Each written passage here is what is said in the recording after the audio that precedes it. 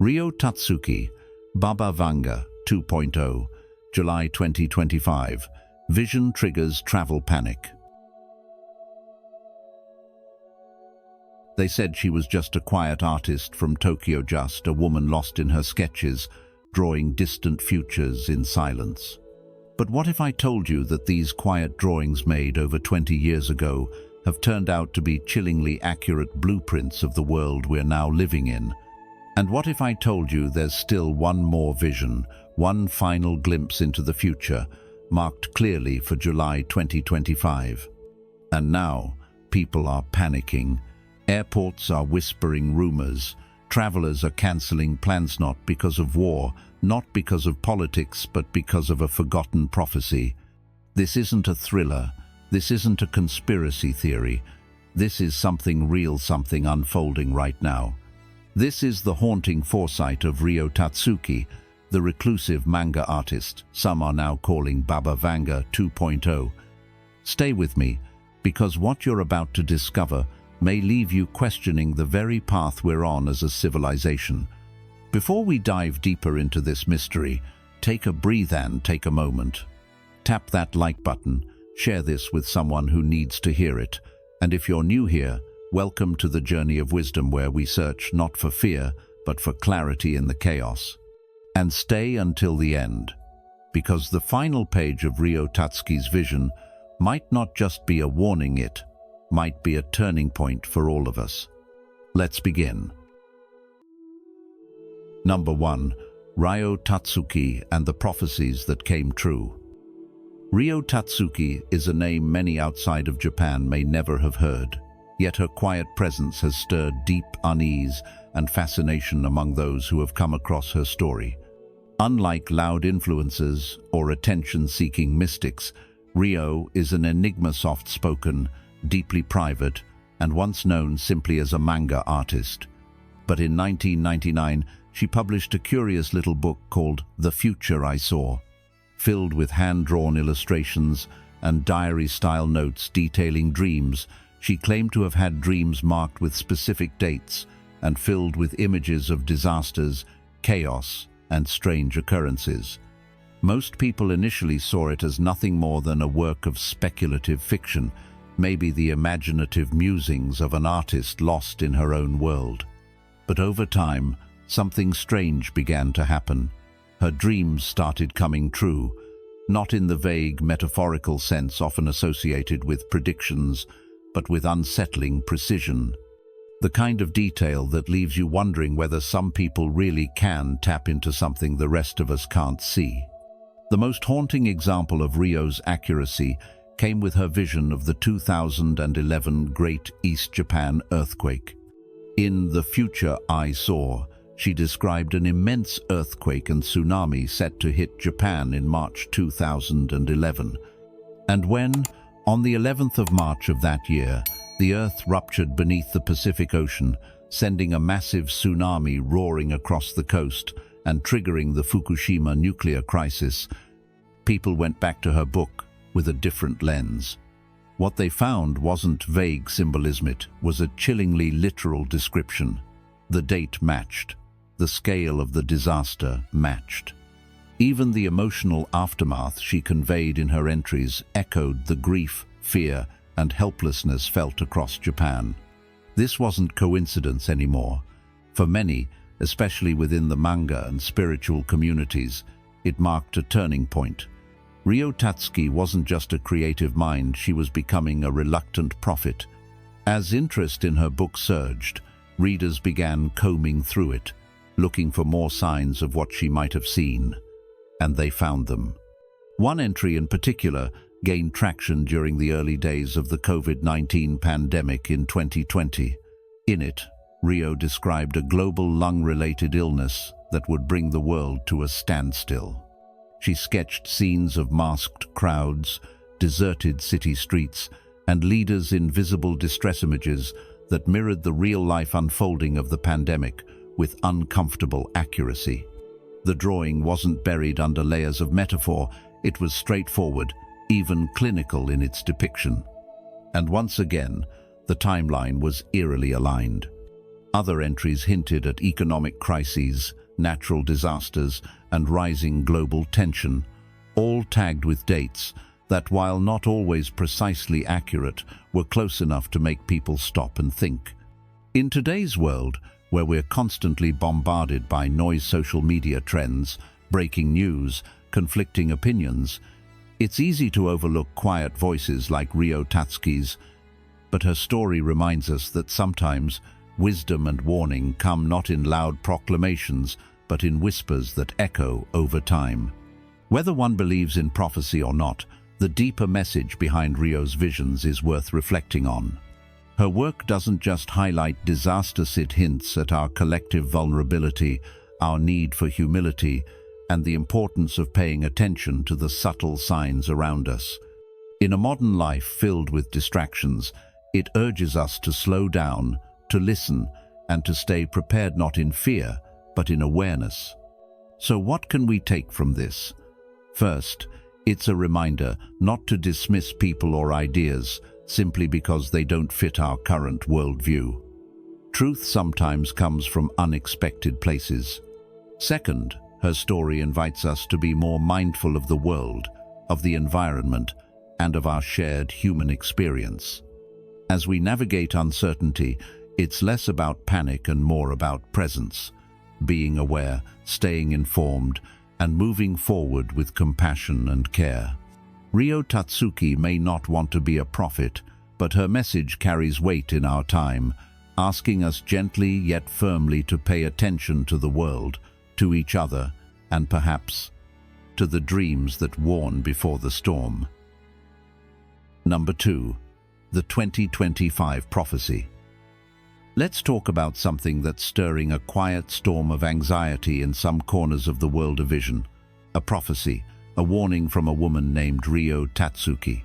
Some call her the modern-day Baba Vanga, or Baba Vanga 2.0, because of her hauntingly accurate predictions.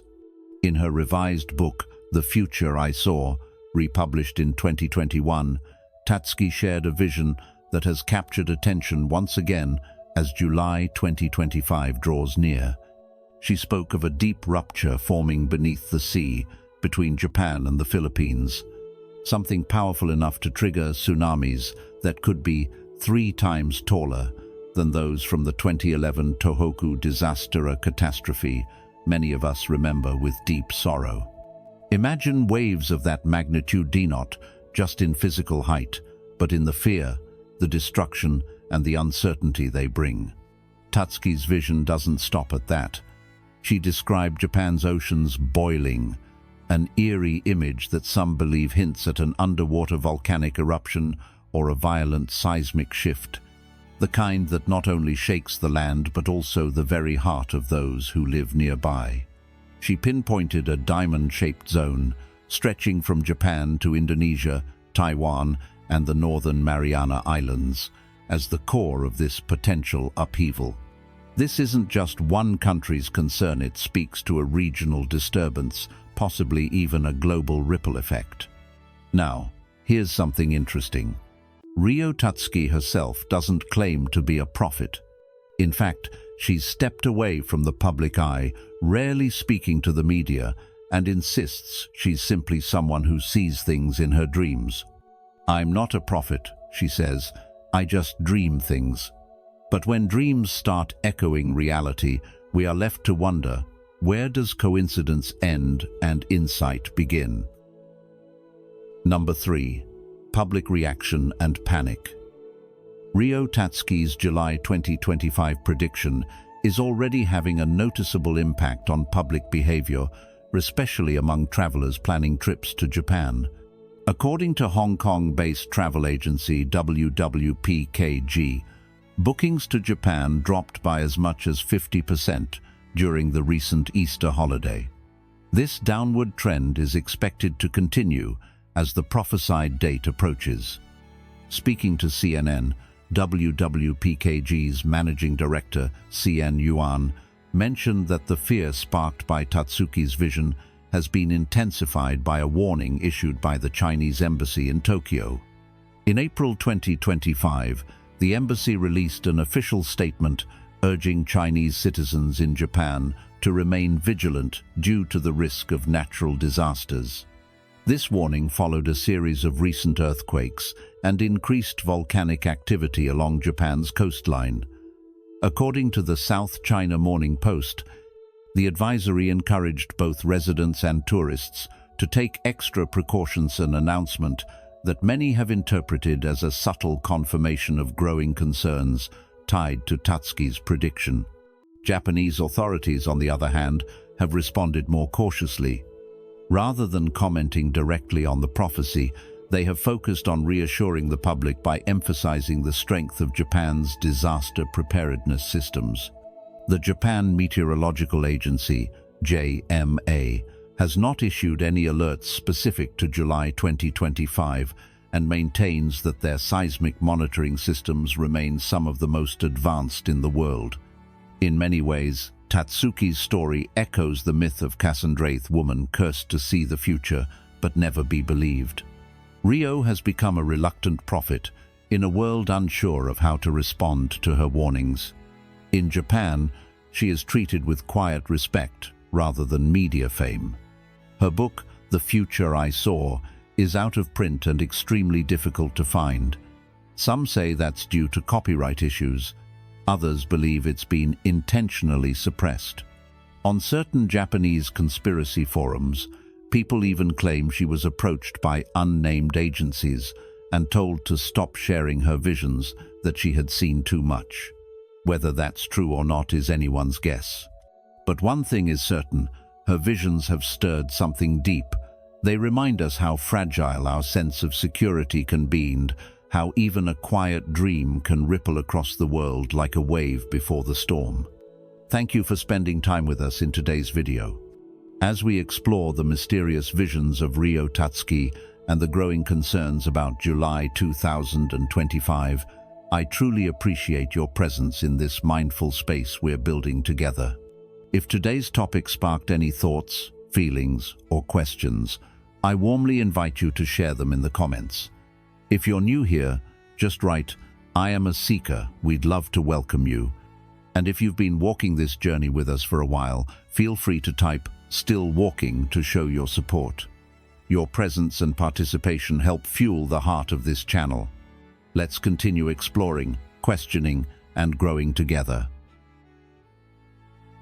From fear to action. 7 things you can do to face the future with calm and clarity. We can't control what might happen in July 2025 or on any day in the future, but we can always choose how we live today. Ryo Tatsuki's vision may seem like a warning of disaster, but perhaps it's also a reminder that life is fragile and that we have a chance to live more mindfully, more compassionately, right now. Here are 7 things you can do not to escape fear, but to meet it with wisdom and a calm heart. Number 1. Instead of panicking, prepare responsibly.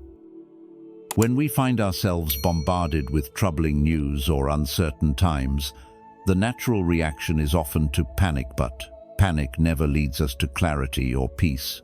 Instead, a wiser path is to shift our energy toward responsible preparation. Take a deep breath and then take a thoughtful look at your life. If you live in an area where natural disasters are possible, have you gathered the essentials like clean water, non-perishable food, a first aid kit, necessary medications, and copies of important documents? These steps are not acts of paranoia. They are quiet expressions of compassion, both for yourself and for those you love. As the Buddha once said, "The trouble is, you think you have time." Responsible preparation helps us honor the present moment and embrace our role as mindful stewards of our own lives. When you prepare with awareness, you replace fear with focus and dread with purpose. This act of readiness becomes a form of self-care, much like meditating before a storm settling your heart, even as winds may howl outside. And remember, being prepared does not mean expecting the worst, but rather being grounded enough to face whatever comes without being thrown off balance. In today's fast-paced world, where anxiety can spread like wildfire. Cultivating a calm mind and a well-considered plan allows you to walk through uncertainty with steady feet. As the Stoic philosopher Seneca noted, the whole future lies in uncertainty. Live immediately. We cannot control every outcome, but we can choose to meet each day with responsibility instead of reaction. This is a subtle but profound shift from fearing what may come to living with a deep sense of readiness and peace. Rather than worrying about the unknown, we prepare as an act of love. Not to cling, but to care. Not to panic, but to be present. And through this, you offer yourself a precious gift, the strength to move forward with clarity, calmness, and quiet confidence. Number 2. Practice deep listening to the world and to yourself. One of the most powerful things you can do in uncertain times is to truly listen not just to others, but also to the world around you and the quiet voice within yourself. Deep listening isn't about hearing more noise or collecting more opinions. It's about tuning in with care and attention. Right now, more than ever, it's time to slow down and notice what's changing in the environment, what's shifting in our communities, and what's stirring in our own hearts. Whether or not you believe in predictions or prophecies about the future, the present moment is offering you something real, an invitation to become more aware. Deep listening is a practice of mindfulness, and it requires your full presence and not just your ears, but your whole being. Ask yourself, when was the last time you truly listened without needing to respond, fix, or judge?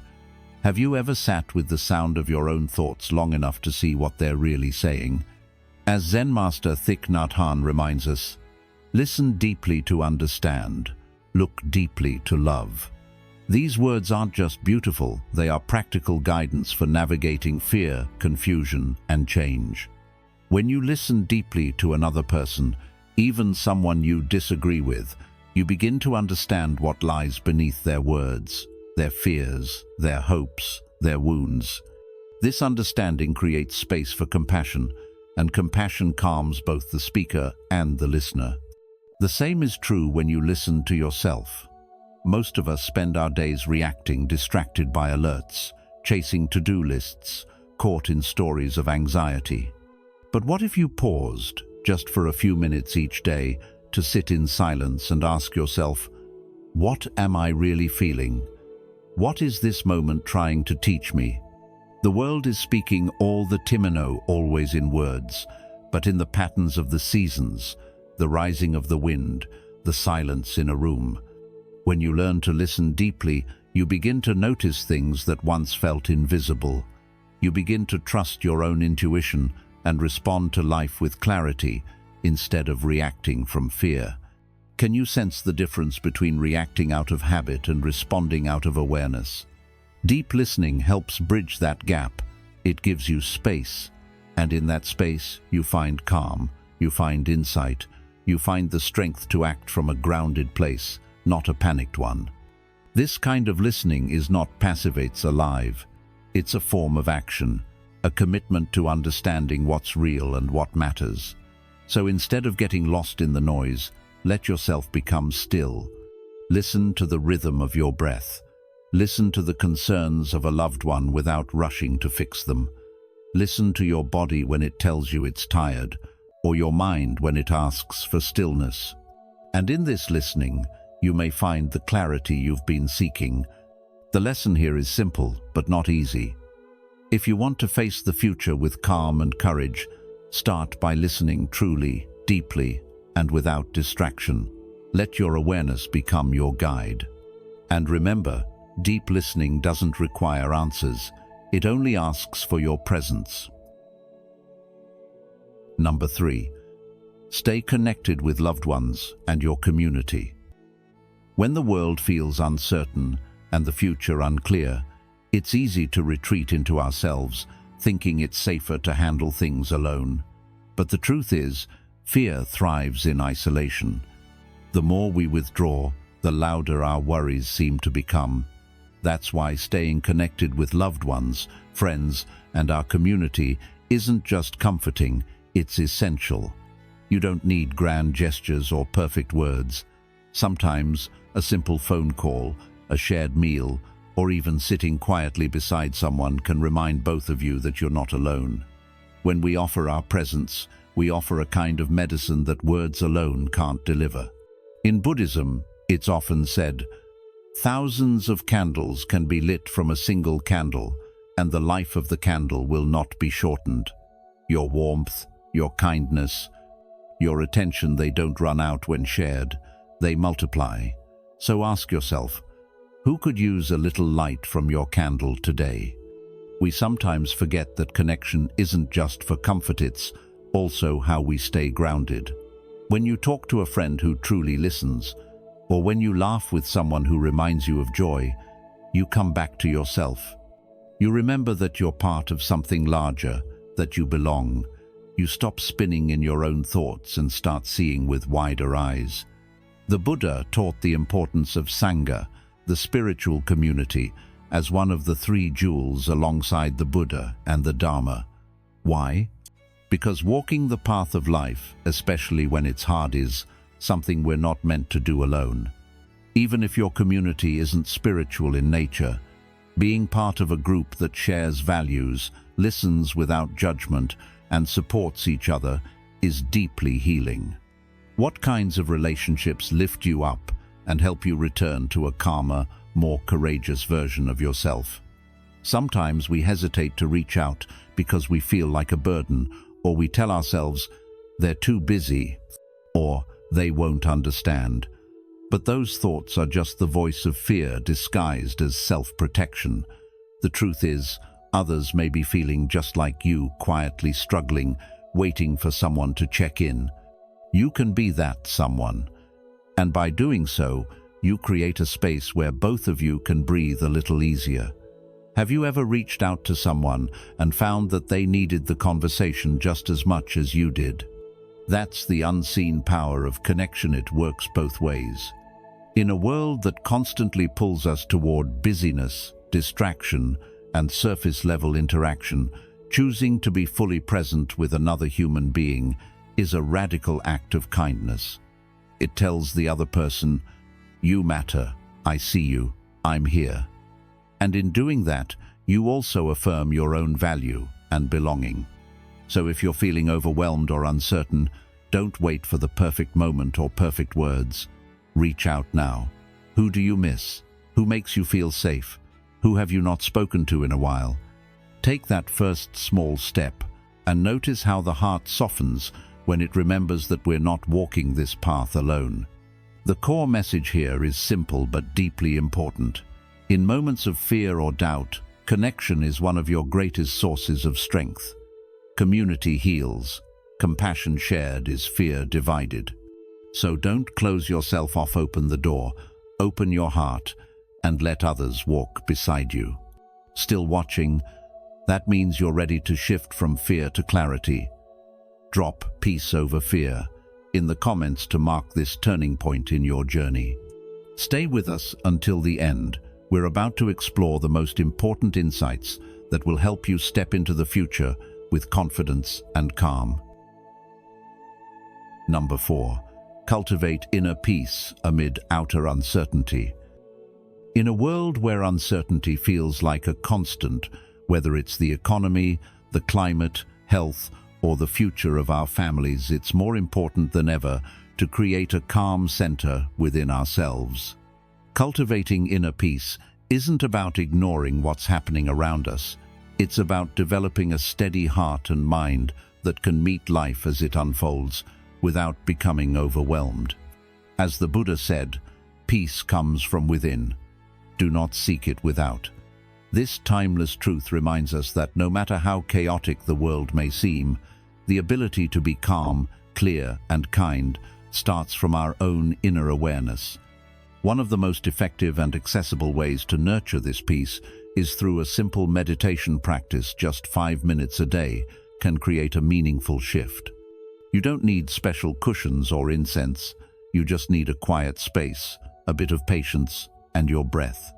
Sitting still with your breath and gently guiding your attention back every time it wanders isn't just a relaxation trick, it's mental training.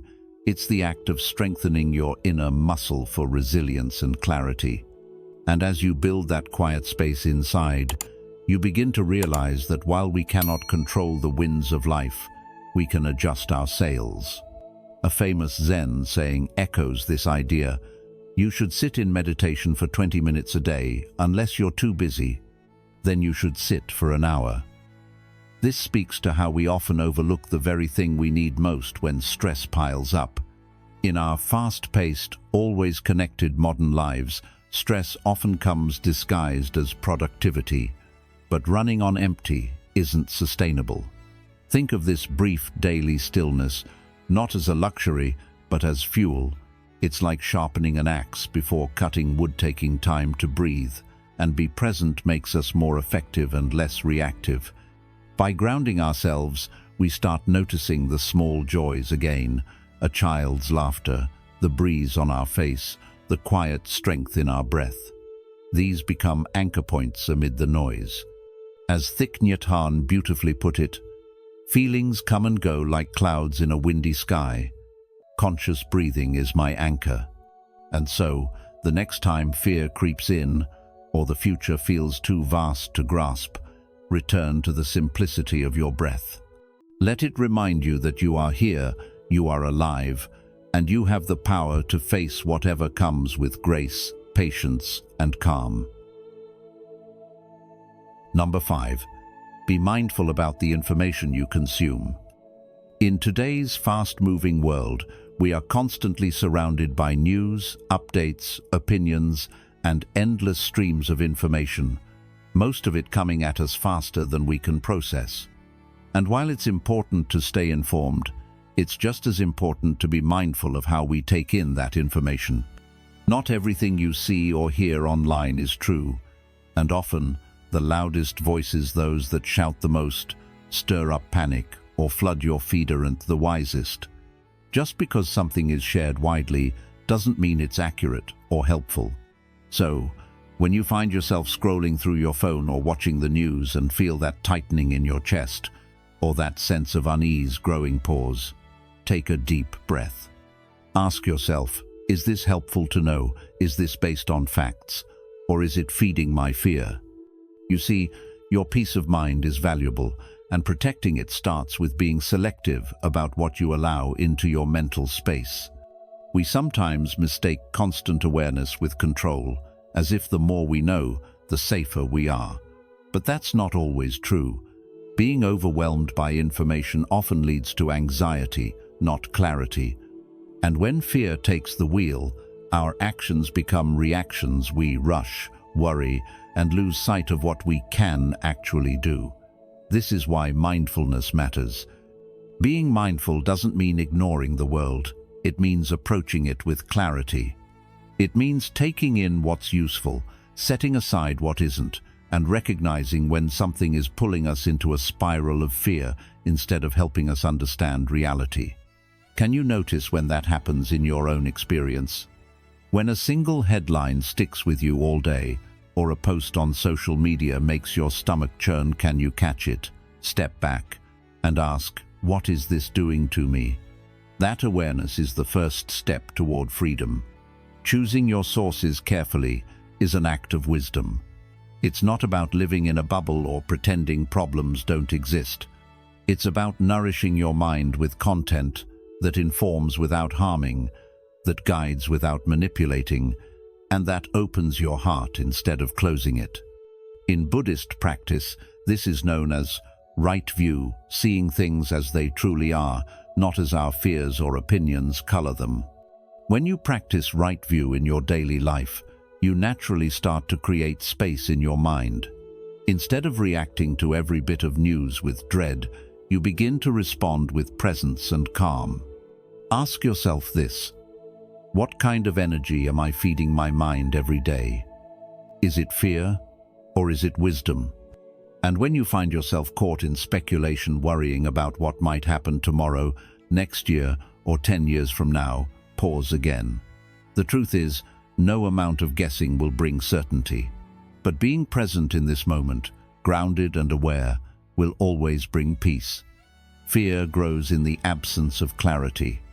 So when your mind starts spinning, don't try to control the future. Come back to what is true right now. Ask, what do I know for sure? What action can I take today that is rooted in care, not panic? Let this be your practice.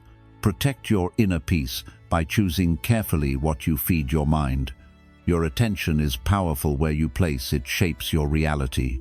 Use it wisely. If you want clarity, nourish your mind with clarity. If you want calm, guard your heart against fear-based noise. You are not powerless in a noisy world. You can choose to listen to what brings understanding and let go of what only feeds confusion. So the lesson is simple but profound. What you consume mentally is just as important as what you consume physically. Be mindful, be selective, and above all, be kind to yourself by not allowing fear to sit at the center of your attention. Calm is not found in avoiding the truth, but in approaching it with awareness and wisdom. Number 6. Turn fear into compassionate action. Let's take a moment to truly reflect on what it means to turn fear into compassionate action.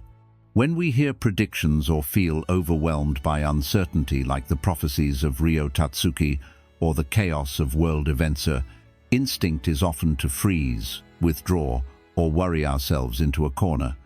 But what if fear could be a doorway instead of a dead end? What if, rather than letting fear consume us, we used it to awaken our compassion and bring more good into the world? When we're faced with the unknown, we have a choice: to let it paralyze us or to let it push us into living with more purpose and care. The Buddhist teacher Thich Nhat Hanh once said, "The most precious gift we can offer anyone is our attention. When mindfulness embraces those we love, they will bloom like flowers."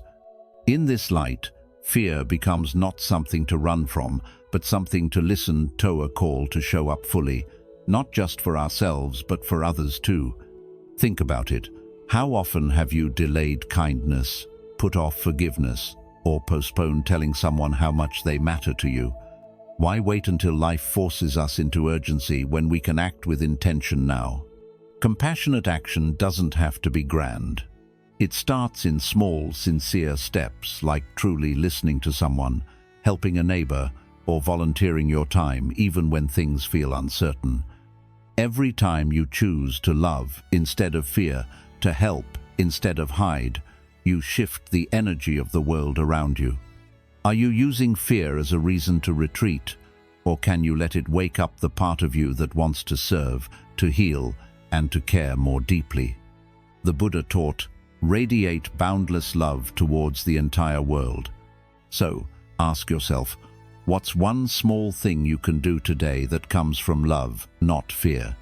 When you act from compassion, you not only face the future with calm and clarity, you shape it. If this message touched your heart, leave a comment with, "I choose love over fear." Let's remind each other that even in uncertain times, compassion is the way forward. Number 7. Plant a seed of hope every single day. Planting a seed of hope each day may sound like a small act, but its quiet power can transform not only your own life, but also the lives of others around you. In a world where fear and uncertainty often dominate headlines and conversations, we can so easily fall into despair or helplessness. But hope is not something we wait for, it is something we create. Just as a gardener doesn't stare at the soil waiting for the sprout, but instead waters it daily with care and patience, so too must we nurture our inner peace and resilience through small, meaningful actions.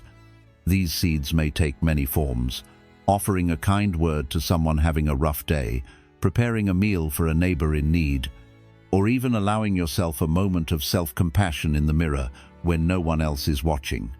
In this way, we become stewards of a more hopeful world, not by waiting for perfect conditions, but by creating them, moment by moment. In the same breath, We acknowledge the suffering and uncertainty that may still linger, yet we do not let them define our spirit. Instead of feeding fear, we offer faith through action, trust through consistency, and peace through presence. So, even when no one sees, even when it seems too small to matter, do it anyway. Water the metaphorical seed. Because what grows quietly today may become the shade, nourishment, or guidance for someone else tomorrow. In modern life, we are bombarded by speed, noise, and the pressure to always be achieving, but planting hope asks something different of us. It asks us to slow down, to look around, and to contribute, however gently, to the collective healing of our world. Each small kindness builds an unseen bridge to a better future, one that rests not on control, but on connection. So, take that small step, trust its value, and keep planting, because even the tiniest seed carries the blueprint of a forest. And so, whether you see Ryo Tatsuki's vision as prophecy, coincidence, or something in between, one thing is clear: it has stirred something deep in our collective consciousness. Not just fear but reflection, a reminder that life is fragile, that time is precious, and that awareness is our greatest ally. If today's story moved you, made you think, or simply opened a new perspective, I invite you to support this journey. Please like this video, share it with someone who needs a moment of clarity, and subscribe to The Journey of Wisdom. Don't forget to turn on notifications so you won't miss the next chapter as we continue exploring stories that guide us toward peace, presence, and deeper understanding. Until next time, may you walk gently, listen deeply, and face the future not with fear, but with wisdom.